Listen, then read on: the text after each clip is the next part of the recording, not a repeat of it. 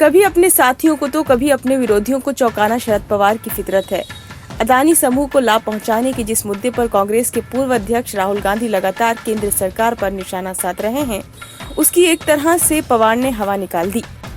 उन्होंने अदानी मुद्दे पर संयुक्त संसदीय समिति यानी जेपीसी नियुक्त करने की विपक्षी दलों की मांग को एक तरह से खारिज कर दिया।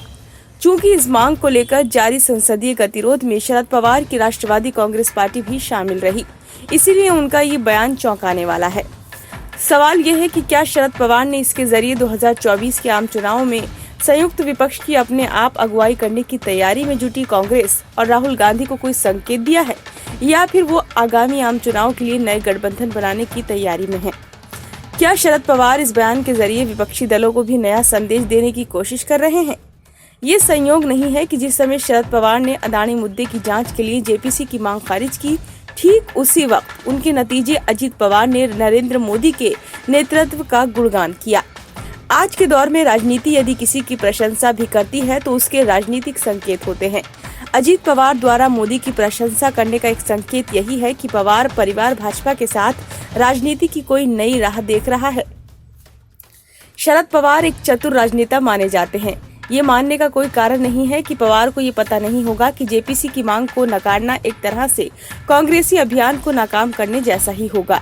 ये भी शायद ही कोई स्वीकार करे कि बिना पवार की सहमति से अजित पवार नरेंद्र मोदी के नेतृत्व की सराहना करेंगे। चाचा भतीजे के बयानों से साफ है कि महाराष्ट्र की राजनीति में कोई नई खिचड़ी पकाने की तैयारी है। ये खिचड़ी कैसी होगी, इसे लेकर कयासबाजी स्वाभाविक है। पवार परिवार की बयानबाजी का संकेत ये निकल रहा है कि कम से कम महाराष्ट्र में महाविकास आघाड़ी गठबंधन से बाहर निकलने के जुगाड़ में राकांपा जुट गई है। पवार परिवार को उद्धव ठाकरे की अगुवाई वाले गठबंधन में भविष्य नजर नहीं आ रहा। शायद इसीलिए शरद पवार नए राजनीतिक गठबंधन की तलाश में जुट गए हैं। सूरत कोर्ट के फैसले के खिलाफ अपील करने में देरी की कांग्रेसी रणनीति का बहुत असर होता नजर नहीं आ रहा है। कांग्रेस के रणनीतिकारों ने शायद सोचा था कि अपील करने की रणनीतिक देरी से कांग्रेस और राहुल को वैसी ही राष्ट्रव्यापी सहानुभूति मिल सकेगी जैसे 1978 में तत्कालीन जनता पार्टी की सरकार द्वारा इंदिरा गांधी की गिरफ्तारी के बाद मिली थी, लेकिन वैसा हुआ नहीं। कांग्रेसी रणनीतिकार भूल गए कि 1978 से लेकर अब तक गंगा में बहुत पानी बह चुका है। राजनीतिक लोहा कब गर्म है और कब उस पर चोट पहुंचानी है, पवार इसके पंडित हैं। ऐसे में उन्हें लग रहा है कि कांग्रेस का साथ कहीं आगामी लोकसभा चुनाव में भारी न पड़ जाए।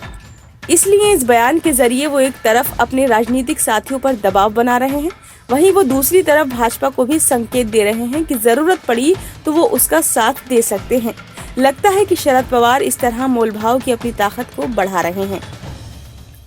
वो जब भी महाराष्ट्र में सत्ताधारी गठबंधन का हिस्सा रहे, रणनीतिक रूप से खुद की पार्टी को दूसरे नंबर पर रखते रहे हैं। हालांकि मलाईदार मंत्रालय अपने पास रखते हैं, इसके दो फायदे होते हैं।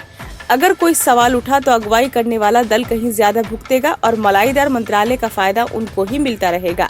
लेकिन ये भी रणनीति तभी कारगर हो सकती है जब अगुवा दल ताकतवर हो।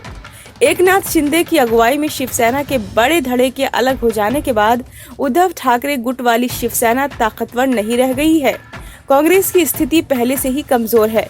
पवार का डर स्वाभाविक है कि दोस्ती वाली नाव डूबी तो उसमें उनकी राकांपा भी डूब सकती है।